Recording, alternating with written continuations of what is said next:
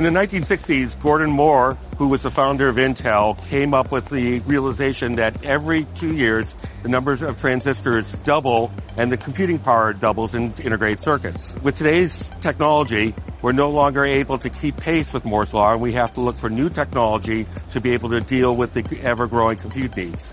Because of that, we can either make larger chips, which are not cost-effective and do not yield as much, or look at other advanced technologies like 3D IC, which allows us to take existing technologies, put it in a single system package, and allows us to economically produce the new systems we need.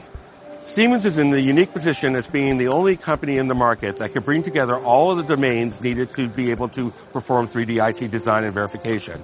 You need not only the semiconductor design tools and verification, but also the electronic design and verification, as well as the packaging design and verification. By bringing all of these together, we could do the multi-domain design and optimization needed to be able to produce the 3D ICs needed for the future of computing. Siemens has always had the technology to enable the digital twin for the product. But now with the cost of fabs approaching $16 to $18 billion, companies need to be able to guarantee that they build fabs that work right the first time.